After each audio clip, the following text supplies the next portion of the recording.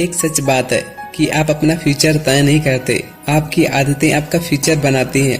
और आदतों को आप सीधा कहूँ तो अच्छी आदतें ही आपका अच्छा जीवन बनाती हैं।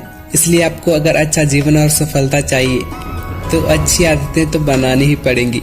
आप कहोगे कि मैंने तो कह दिया कि अच्छी आदतें बनाओ, लेकिन यह इतना आसान नहीं है। हाँ भाई, मैं जानता हूँ कि किसी भी आदत को बनाना इतना आसान नहीं है। यहाँ तक कि आपने कई बार प्रयास भी किया होगा, लेकिन ज्यादातर फेल हो गए होंगे। पर किसी भी आदत को प्रैक्टिस करके बनाया जा सकता है। बस सवाल उठता है कि कब तक हम किसी भी आदत को बनाने के लिए प्रैक्टिस करें या कितने दिन तक उस आदत पर टिके रहें जिससे वो आदत हमेशा के लिए बन जाए।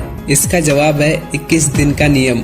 हाँ, अगर आपको कोई आदत डालनी है 21 डेज हैबिट थ्योरी का उपयोग कर सकते हैं। क्या है ये, चलिए जानते हैं। जैसे कि अगर आपको सुबह 6 बजे उठने की आदत डालनी है तो कल से ही सुबह 6 बजे उठना शुरू कर दो।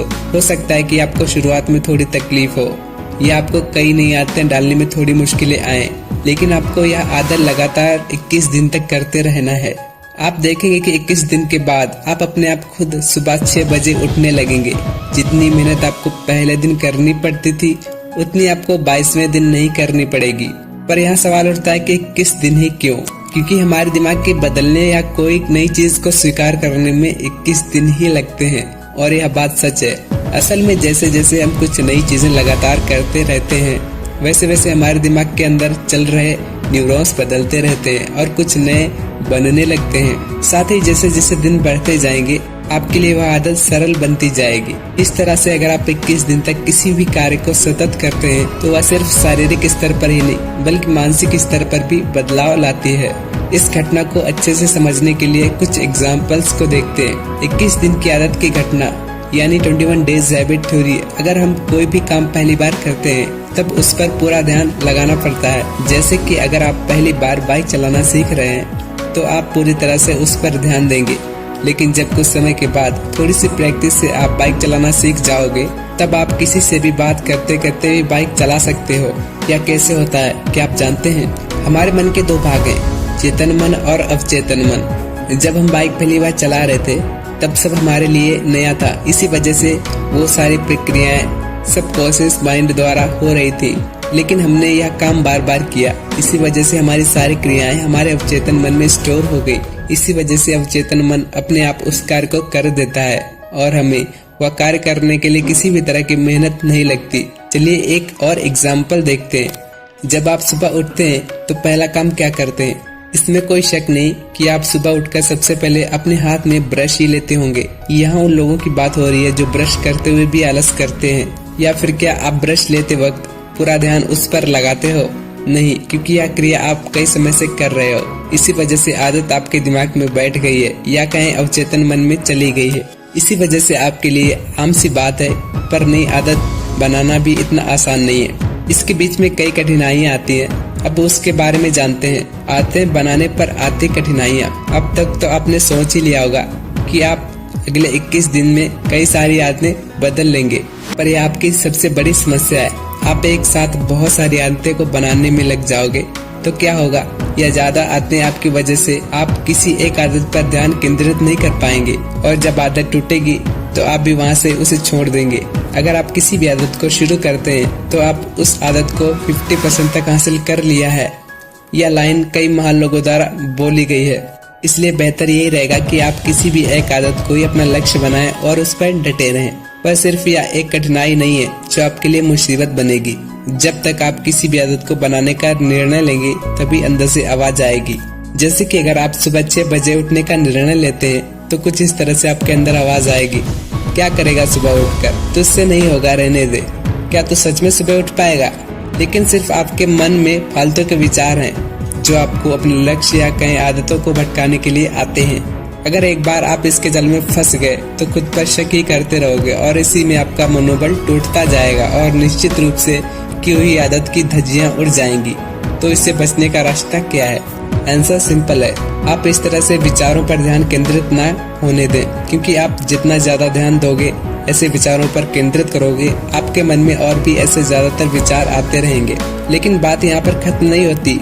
जैसे आप 2 या 3 दिन बीतते फिर अंदर से आवाज आएगी, तेरे मिनट वेस्ट जाएगी। इससे सिर्फ समय बिगड़ेगा। ऐसा फालतू का काम करने से अच्छा है कुछ और ही कर लें।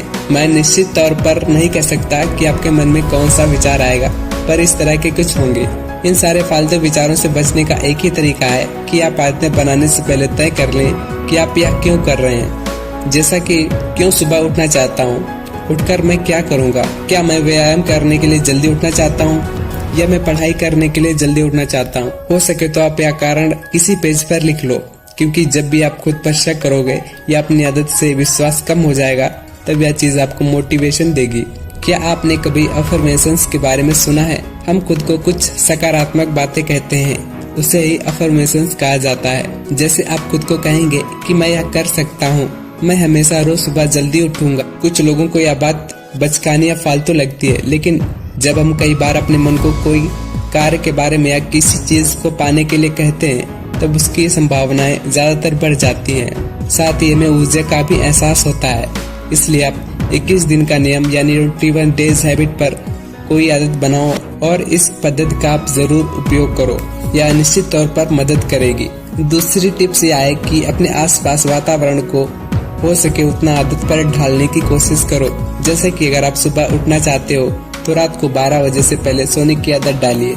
यह भी एक आदत है कि जल्दी सोना चाहिए, पर इतना मुश्किल नहीं है जितना सुबह उठना। तीसरी और सबसे खास टिप्स है कि आप अपनी आदत को धीरे धीरे बढ़ाएं। जैसे कि अगर आप किसी सुबह 8 बजे उठते हैं और 5 बजे उठने की आदत डालनी है तो आपके लिए कठिन होगा, खास करके उन लोगों के लिए जो मेरी तरह आलसी हैं। इसलिए सीधा 5 बजे उठने के बदले 7 बजे और फिर 6 बजे उठने का कोशिश करें। यह आपके लिए सरल होगा। हाँ, अगर आप इतने दृढ़ निश्चय वाले इंसान हैं जो अपनी आदत पर अड़े रहते हैं, तो आप सीधा 5 बजे उठ सकते हो। यहाँ तक हमने 21 दिन नियम की बात की, जिसमें आपने जाना कि यह कैसे कार्य करता है। तो अब बारी है कुछ सवाल जवाब जो अक्सर पूछे जाते हैं। क्या 21 दिन आदत से बुरी आदतें छूट सकती हैं? हाँ, यह पद्धति सिर्फ आदतों को बनाने में ही नहीं बल्कि बुरी आदतों को छोड़ने में भी मदद करती है।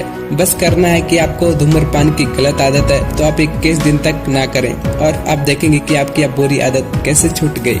सबसे पहले कौन सी आदत अपनानी चाहिए, यह आप पर निर्भर करता है कि आपके लिए कौन सी आदत ज्यादा महत्वपूर्ण है। फिर भी यहाँ पर कुछ आदतों के नाम है जिन्हें हम विकसित कर सकते हैं। हैबिट नंबर 1, सुबह जल्दी उठना। हैबिट नंबर 2, किताबें पढ़ना जिससे आत्मविश्वास। नंबर 3, ध्यान करना। नंबर 4, व्यायाम करना। नंबर 5, जितना हो सके एनवायरनमेंट में रहें कुछ समय। क्या 21 दिन की आदत पद्धति एक झूठी अफवाह है? जो इस पद्धति को मानते हैं उनके लिए यह सही है और जो नहीं विश्वास करते उनके लिए यह पद्धति कार्य नहीं करती। यह सवाल अभी के समय इसलिए उठ रहा है क्योंकि रिसर्च में यह पाया गया है कि आदत बनाने के लिए 66 दिन लगते हैं, पर जिन्होंने 21 दिन की आदत को अपनाया है उन्हें सकारात्मक परिणाम मिले हैं। तो बस यही थी 21 दिन के नियम के बारे में जानकारी। अब आपकी बारी है, आप कमेंट करके अपने विचार हमें जरूर दें। एंड ऑफ द वर्स, आपको वीडियो कैसा लगा कमेंट करके जरूर बताएं। इसके अलावा अगर आप इस चैनल पे पहली बार आए तो चैनल को सब्सक्राइब जरूर करें और अपने सुझाव हमें कमेंट में जरूर बताएं, इससे हमें भी मोटिवेशन मिलेगा। और इस वीडियो को अपने फ्रेंड्स के साथ जरूर शेयर करें और मैं फेसबुक इंस्टाग्राम पर भी फॉलो कर सकते हैं। इसके साथ अपना ध्यान रखें। जय हिंद, जय भारत, वंदे मातरम।